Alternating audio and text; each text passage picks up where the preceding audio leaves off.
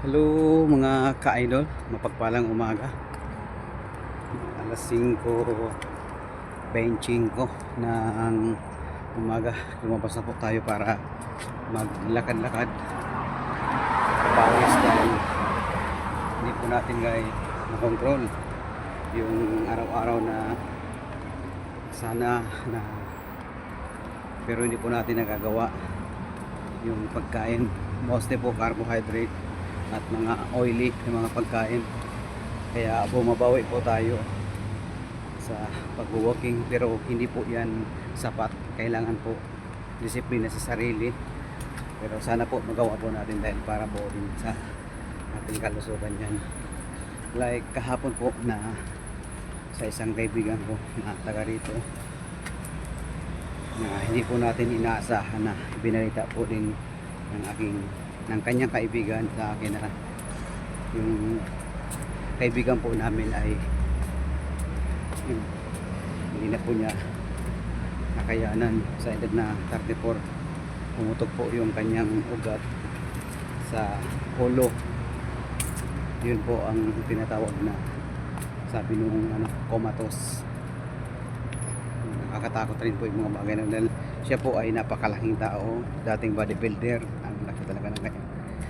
Siguro po sa kain, at mag-isa lang po siya that time sa tirahan.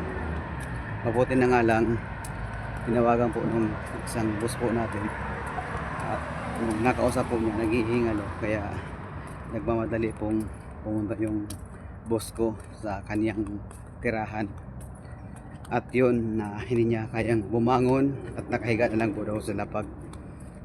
Kaya ang ginawa po niya, tumawag po siya ng kasamahan, yung nator ng building na yun, para sirain na lang po yung pintuan ng kanilang tinitirahan.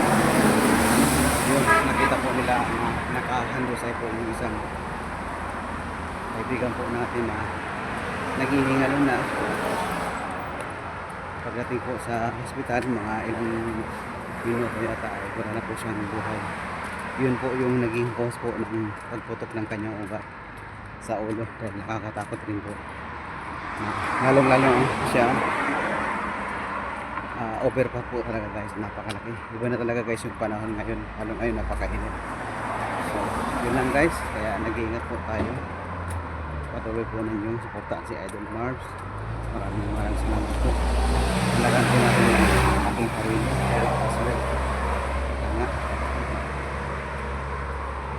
huwag natin po tipirin yung araw-araw na pagpapawis. Yun lang po. Salamat po guys.